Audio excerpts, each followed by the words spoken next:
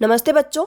आज हम बात करेंगे कक्षा 11th विषय इतिहास अध्याय 3 यायावर साम्राज्य और इसका पार्ट सेकंड। इसका पार्ट फर्स्ट मैंने चंगेज़ खान के बारे में, मंगोल क्या थे, कहाँ से आए थे, मंगोलों का परिचय क्या था, उनकी भूमिका क्या थी, चंगेज़ खान का जीवन परिचय, इन सभी के बारे में मैंने पार्ट फर्स्ट में चर्चा कर ली थी। आज हम बात करेंगे पार्ट सेकंड, यानी कि चंगेज़ खान के बाद में क्या होता है। कहानी की शुरुआत। चंगेज़ खान के बाद क्या हुआ? जब 1227 ईस्वी में चंगेज़ खान की मृत्यु हुई। आपको ये याद रखना है कि चंगेज़ खान की मृत्यु कब होती है? 1227 ईस्वी के अंदर चंगेज़ खान की मृत्यु कब होती है? 1227 ईस्वी में। तो जब इनकी मृत्यु हो जाती है तो पूरी दुनिया को लगा कि अब मंगोल साम्राज्य टूट जाएगा। यानी कि जब चंगेज़ खान की मृत्यु हो जाती है तो पूरी दुनिया को ये लगता है कि अब मंगोल साम्राज्य टूट जाएगा, लेकिन ऐसा नहीं होता है। इस लेसन को अगर आप पढ़ोगे बुक से तो पढ़ करके आप ख़त्म भी कर दोगे, लेकिन आपको ये समझ में नहीं आएगा कि हमने क्या पढ़ा है और इसमें क्या मोस्ट है। इसको मैं बहुत ही मेहनत करके कम से कम बहुत बार इसको पढ़ करके अच्छे से इसको नोट्स रूप में लिखी हूँ, ताकि बच्चों के अच्छे समझ में आ जाए। उम्मीद है कि आप इसको अच्छे से समझेंगे और याद भी करेंगे। परीक्षा की दृष्टि से यह लेसन बहुत ही ज़्यादा इंपॉर्टेंट है। इसमें से सबसे ज़्यादा क्वेश्चन पूछे जाते हैं। चलिए आगे बात करते हैं। इतना विशाल साम्राज्य चीन से लेकर यूरोप तक एक व्यक्ति के बिना कैसे चलेगा? लेकिन चंगेज़ खान सिर्फ विजेता नहीं था, वह भविष्य देखने वाला शासक भी था। यानी कि चंगेज़ खान सिर्फ विजेता नहीं था, वह भविष्य में भी देखता था कि मेरे जाने के बाद में क्या होगा। तो उसने पहले ही रणनीति बना ली थी। उसने अपने जीवन काल में ही शासन की ऐसी नींव रख दी थी जिस पर मंगोल साम्राज्य उसकी मृत्यु के बाद भी खड़ा रहा। यानी कि उसने ऐसी नींव रखी थी कि उसकी मृत्यु के बाद भी मंगोल साम्राज्य पर कोई इफेक्ट नहीं पड़ता है और वो जैसे पहले था वैसे ही खड़ा रहता है। अब चलिए आगे बात करते हैं चंगेज़ खान के उपरांत मंगोल साम्राज्य, यानी कि चंगेज़ खान के बाद में मंगोल साम्राज्य कैसा होता है। तो अपन ने जैसे बात करी कि चंगेज़ खान सिर्फ विजेता नहीं था, वह भविष्य देखने वाला शासक भी था।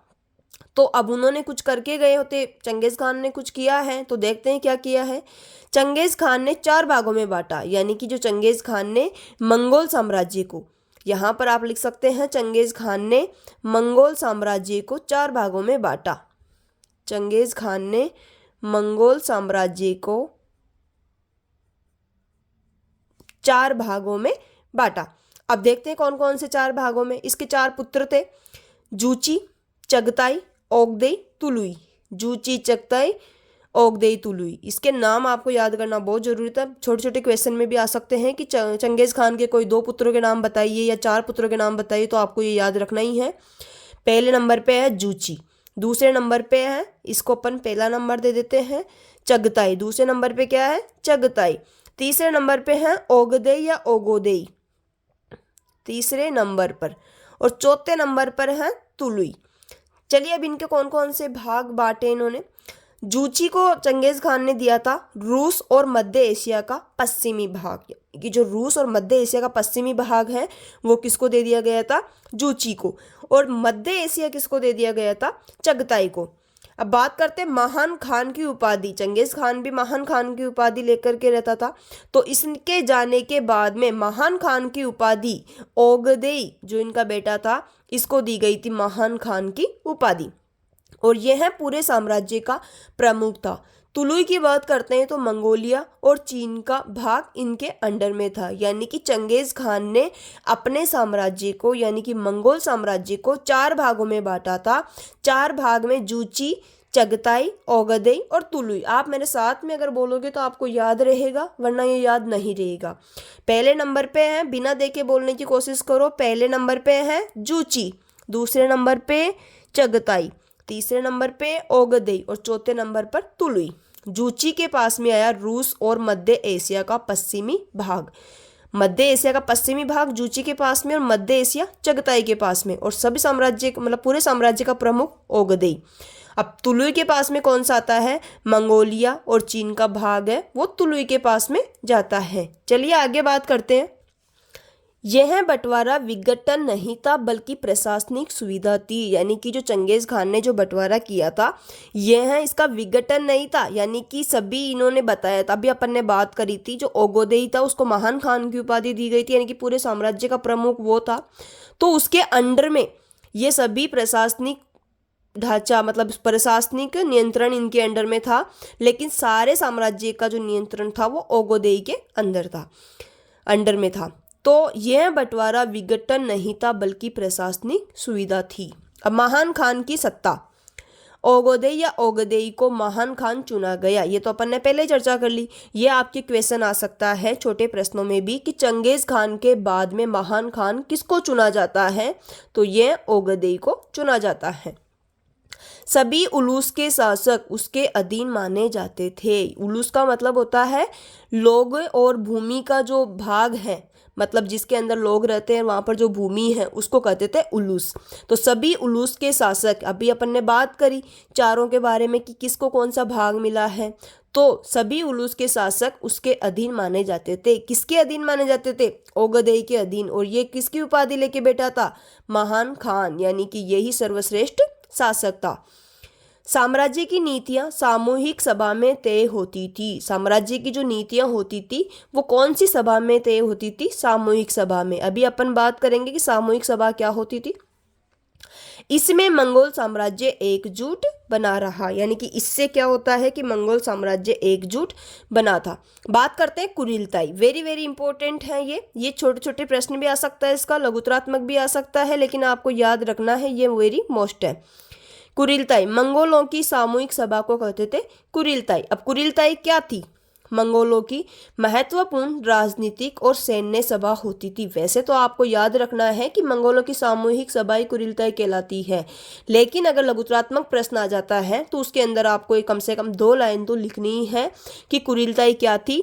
मंगोलों की महत्वपूर्ण राजनीतिक और सैन्य सभा होती थी। मेरे साथ में अगर आप बार बार बोलोगे तो आपको 1 या 2 बार वीडियो, 2 या 3 बार वीडियो देखने में ही आपको कंप्लीट याद हो जाएगा। तो मंगोलों की महत्वपूर्ण राजनीतिक और सैन्य सभा होती थी। इसमें सभी प्रमुख सरदार, योद्धा और नेता शामिल होते थे। यानी कि जो कुरिलताई थी ये सामूहिक सभा थी, तो इसमें कौन कौन शामिल होते थे? प्रमुख सरदार, योद्धा और नेता शामिल होते थे। 3 नाम याद रखने, प्रमुख सरदार, योद्धा और नेता शामिल होते थे। यह राजनीतिक और सैन्य सभा होती थी। कंप्लीट। आगे बात करते हैं, जब कुरिलताई अगर बनाई जा रही है तो उसके कुछ कार्य भी होंगे। तो कुरिलताई सभा के क्या क्या कार्य होते थे? पहला तो है नए खान का चुनाव। जैसे चंगेज खान की मृत्यु हो जाती है उसके बाद में महान खान बनता है ओगदेई, तो इनके लिए इलेक्शन होते थे, यानी कि चुनाव। इलेक्शन तो नहीं होते थे उस टाइम में, लेकिन ये होता था कि किसका चुनाव, मतलब किसको बनाया जाए, तो नए खान का चुनाव। ये कार्य कौन करती थी? कुरिलताई।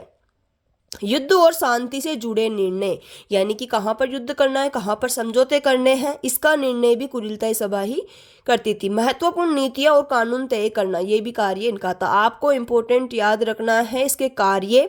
पहला है नए खान का चुनाव, दूसरा है युद्ध और शांति से जुड़े निर्णय, तीसरा है महत्वपूर्ण नीतियां और कानून तय करना। ये वेरी वेरी इंपॉर्टेंट है, लघुतरात्मक प्रश्न आ सकता है, तो इसके कार्य लिख देना और कुरिलताई क्या थी ये लिख देना। आपके पूरे से पूरे नंबर पक्के हैं। आसान भाषा में कुरिलताई मंगोलों की संसद है। वैसे अगर आपको याद रखना है, अगर बाई चांस अगर आप भूल जाते हो तो आपको सिर्फ इतना याद रखना है कि कुरिलताई क्या होती थी? मंगोलों की संसद होती थी। अब बात करते हैं इसी तरीके से कुबूकर कर, इसके बारे में आगे भी मैंने लिखा है, लेकिन यहाँ पर मंगोल शासन से जुड़ा एक विशेष कर क्या होता था? यह कर मंगोल शासकों की कब्र, जिसको कहते थे कुबूकर, की रक्षा, देखरेख और धार्मिक अनुष्ठान के लिए लगाया जाता था। यानी कि उनकी रक्षा के लिए जो वहाँ की जनता थी वहाँ से पैसे लिए जाते थे और उनकी रक्षा के लिए सैनिक वगैरह या उनके देखरेख के लिए या धार्मिक अनुष्ठान के लिए लगाया जाता था। जनता और अधीन क्षेत्रों से यह कर वसूला जाता था। आपको याद ये रखना है कि कुबूकर क्या होता था? ये जनता से वसूल किया गया एक कर था। और ये क्यों वसूल किया जाता था? क्योंकि इस कर के माध्यम से मंगोल शासकों की जो कब्र होती थी, जिसको कहते थे कुबूकर, उसकी रक्षा उसकी देखरेख और धार्मिक अनुष्ठानों के लिए लगाया जाता था। उनके इन सभी का खर्चा कुबूकर से होता था, और कुबूकर किससे लिया जाता था? जनता और अधीन क्षेत्रों से यह कर वसूला जाता था। यानी कि जब भी जो मंगोल साम्राज्य थे, मंगोल साम्राज्य के जो नेता थे या राजा थे, वो जब भी कोई क्षेत्र जीतते थे तो वो उससे कुबूकर वसूल करते थे। तो मंगोलों से जुड़ा एक विशेष कर है, और यह कर मंगोल शासकों की कब्र यानी कि उसको कहते थे कुबूकर की रक्षा, देखरेख और धार्मिक अनुष्ठानों के लिए लगाया जाता था। और ये किससे वसूल किया जाता था? जनता और अधीन क्षेत्रों से वसूल किया जाता था। चलिए आगे बात करते हैं। यास या फिर यासा, ये भी इंपॉर्टेंट है। आपको कुरिलताई, कुबूकर और यास या यासा में से एक प्रश्न पक्का परीक्षा के अंदर मिलेगा, तो आपको तीनों को इनको अच्छे से समझ लीजिए। चंगेज खान द्वारा बनाया गया, ये जो यास और यासा है, या यास भी आ सकता है और यासा भी आ सकता है, तो ये किसके द्वारा बनाया गया है? चंगेज खान के द्वारा। कानून और नियमों की संहिता, यानी कि चंगेज खान ने कानून और नियमों की संहिता बनाई है, और इसी को या चंगेज खान की विधि संहिता भी कह सकते हैं। ये क्वेश्चन भी आ सकता है। चंगेज खान की विधि संहिता का नाम क्या है? यास। चंगेज खान की विधि संहिता यास, या कानून और नियमों की संहिता यास, या चंगेज खान ने क्या बनाया था? यास। इसे चंगेज खान ने पूरे साम्राज्य को एक नियम में बांधने के लिए बनाया था। वेरी वेरी इंपॉर्टेंट है कि चंगेज खान ने इसको क्यों बनाया था? चंगेज खान ने पूरे साम्राज्य को एक नियम में बांधने के लिए बनाया। अब इसकी मुख्य बातें क्या क्या होती है? यास की मुख्य बातें हैं सैनिक अनुशासन पर जोर देना, यानी कि जो इन्होंने कानून संहिता बनाई थी चंगेज खान जी ने, तो वो इसलिए बनाई थी कि सैनिक अनुशासन बना रहे। आदेश न मानने पर कड़ी सजा, यानी कि चंगेज खान ने कोई ऑर्डर दे दिया और उसको अगर कोई नहीं मानता है तो उसके लिए कड़ी सजा का प्रावधान किया गया था यास के माध्यम से। चोरी, अगर कोई चोरी करता है या फिर कोई झूठ बोलता है या विश्वासघात पर कठोर दंड, ये भी इसके अंदर तय किया गया था। सभी मंगोलों पर समान रूप से लागू, और ये सभी मंगोलों पर समान रूप से लागू थी, चाहे वो राजा हो या फिर वो सेनापति हो या फिर वो प्रजा हो या जनता हो, कोई भी हो, सभी के लिए समान संहिता थी। चंगेज खान के बाद मंगोलों का विस्तार और स्थिरता। चीन, ईरान, रूस और यूरोप तक मंगोल शासन फैला। व्यापार मार्ग सुरक्षित हुए, यात्रियों और व्यापारियों को संरक्षण मिला। मंगोल साम्राज्य सिर्फ तलवार से नहीं, व्यवस्था और अनुशासन से भी टिका रहा है। लेकिन ये तलवार से ही नहीं, यानी कि युद्ध करके ही नहीं टिका रहा, बल्कि ये व्यवस्था और अनुशासन से भी टिका रहा है। चलिए आगे बात करते हैं। मंगोलों का सामाजिक संगठन। मंगोल समाज घास के मैदानों, यानी कि उसको अपन ने पहले बात कर ली इसकी पहले वाले पार्ट में कि कहाँ रहते थे, कहाँ से आए थे। तो मंगोल समाज घास के मैदान यानी कि स्टोपी क्षेत्र से जन्मा था। अब कबीलाई जीवन, इन्होंने स्टार्टिंग में कौन सा जीवन जिया? कबीलाई लोग छोटे छोटे कबीलों में रहते थे। पशुपालन जीवन का आधार था। ये क्या क्या कार्य करते थे वो मैंने पहले वाले वीडियो में अच्छे से बता दिया है। समानता और योग्यता, समाज में पद जन्म से नहीं योग्यता से मिलता था, यानी कि राजा का बेटा राजा नहीं होता था, बल्कि उसकी जो योग्यता होती थी उसके अकॉर्डिंग ही उसको पद मिलता था। बहादुर और वफादार व्यक्ति ऊंचे पद पर पहुंच सकता था, यानी कि अगर कोई बहादुर है या वफादार है तो वो ऊंचे पद पर भी पहुंच सकते थे। ये यहाँ पर समानता और योग्यता के बारे में अपन बात कर रहे हैं। यही कारण था कि सामान्य व्यक्ति भी सेनापति बन सकता था। चलिए बात करते हैं कि मंगोल समाज में स्त्रियों की क्या भूमिका थी। स्त्रियां घर, पशु और कभी कभी शासन भी संभालती थी, यानी कि मंगोल समाज अपेक्षाकृत लैंगिक रूप से संतुलित था, यानी कि वो किसी प्रकार के भेदभाव नहीं करते थे महिला और पुरुष में, लैंगिक रूप से संतुलित था। यानी कि स्त्रियां घर भी संभालती थी, पशु का कार्य भी करती थी और कभी कभी शासन भी संभाल सकती थी। यह आपको याद रखना है कि मंगोलों के अंदर, यानी कि जो मंगोल साम्राज्य है उसके अंदर स्त्रियों की स्थिति काफ़ी अच्छी थी, यानी कि उनके साथ में किसी प्रकार का कोई भेदभाव नहीं किया जाता था। आगे बात करते हैं राजनीतिक संगठन और प्रशासन, यानी कि इसके अंदर मंगोल साम्राज्य में राजनीतिक संगठन क्या था और प्रशासन कैसे चलाते थे। अब आते हैं उस व्यवस्था पर जिसने मंगोलों को शक्तिशाली बनाया। यासा, इसके अपन ने पहले डिटेल में बात कर ली, यहाँ पर सिर्फ शॉर्ट में बात करना है। मंगोल कानून व्यवस्था है, सेना और समाज दोनों पर लागू है। विधि संहिता, सभी के लिए समान कानून। आगे बात कर कुबूकर, इसकी बात भी अपन ने पहले बात कर ली थी कि मंगोलों को सिर्फ युद्ध करना नहीं आता था, उन्हें शासन करना भी आता था।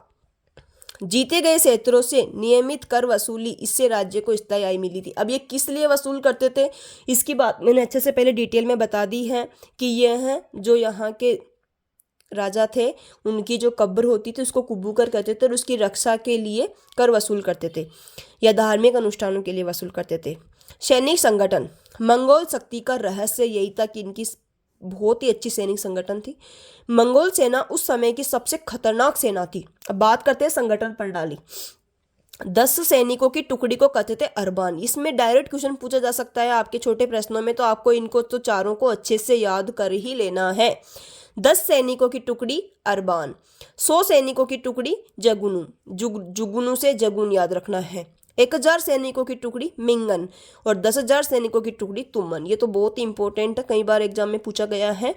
तो 10 सैनिकों की टुकड़ी अरबान, 100 सैनिकों की टुकड़ी जगुन, 1000 सैनिकों की टुकड़ी मिंगन और 10,000 सैनिकों की टुकड़ी तुमन। मेरे साथ में आप एक बार और बोलने की कोशिश करना, इसको मैंने छिपा लिया है। 10 सैनिकों की टुकड़ी क्या कहलाएगी, आप बताओ, अरबान, वेरी गुड। 100 सैनिकों की टुकड़ी जुगनू से याद रखना है जगून, 100 सैनिकों की टुकड़ी क्या कहलाएगी, जगून। और बात करें 1000 सैनिकों की टुकड़ी, 1000 सैनिकों की टुकड़ी क्या कहलाएगी, मिंगन, वेरी गुड। और 10,000 सैनिकों की टुकड़ी तुमन। चलिए आगे बात करते हैं इनकी युद्ध तकनीक के बारे में। युद्ध तकनीक के बारे में बात करें तो मंगोलों की बहुत ही अच्छी एक तो घुड़सवार सेना थी। तेज गति से अचानक हमला कर देते थे, झूठा पीछे हटते थे और बाद में वापस हमला कर देते थे और घेराबंदी करते थे। ये इसकी विशेषताएं भी आप लिख सकते हो कि मंगोल साम्राज्य की मतलब सैनिक विशेषताएं क्या क्या है। तो घुड़सवार सेना, तेज गति से अचानक हमला, झूठा पीछे हटना और घेराबंदी करना। दुश्मन समझ ही नहीं पाते थे कि हमला कब और कैसे हुआ और ये सफाया भी कर देते थे। चलिए आगे बात करते हैं, ये लास्ट है। चंगेज खान और मंगोलों का विश्व इतिहास में स्थान। अक्सर मंगोलों को केवल विनाशकारी बताया जाता है, लेकिन यह पूरी सच्चाई नहीं है। यानी कि कई बार कहा जाता है कि मंगोलों ने सिर्फ और सिर्फ विनाश किया है, लेकिन ऐसा नहीं है। इन्होंने अपने को क्या क्या दिया है। ऐतिहासिक महत्व की दृष्टि से अगर बात करें, इतिहास की दृष्टि से महत्व क्या है, उन्होंने एशिया और यूरोप को जोड़ा, व्यापार, यात्राओं और सांस्कृतिक आदान प्रदान को बढ़ावा दिया, कानून और प्रशासन को महत्व दिया। अब बात करते हैं ऐतिहासिक दृष्टि से इनका मूल्यांकन चंगेज खान जी का, तो ये एक महान विजेता थे, कुशल प्रशासक थे और अनुशासन प्रिय शासक थे। ये अपन ने बात कर ली है। अब मैं आपको बताऊंगी कि आपको अपने जो कमेंट है उसमें क्या लिखना है। 10 सैनिकों की टुकड़ी, आपको लिखना है कि 10 सैनिकों की टुकड़ी क्या कहलाती है। 10 सैनिकों की टुकड़ी कमेंट में लिखना है ये पहले नंबर पे। दूसरे नंबर पे है 100 सैनिकों की टुकड़ी क्या कहलाती है, ये भी आपको कमेंट में लिखना है। तीसरे नंबर पे 1000 सैनिकों की टुकड़ी क्या कहलाती है, ये भी आपको कमेंट में लिखना है। और चौथे नंबर पे है वेरी वेरी इंपॉर्टेंट 10,000 सैनिकों की टुकड़ी, ये क्या कहलाती है, ये भी आपको कमेंट में लिखना है चारों के नाम। इससे मुझे अपना नाम के साथ में लिखना ताकि मुझे ये पता चल सके कि कौन से बच्चे पढ़ रहे हैं और कौन से बच्चे नहीं पढ़ रहे हैं। Thank you.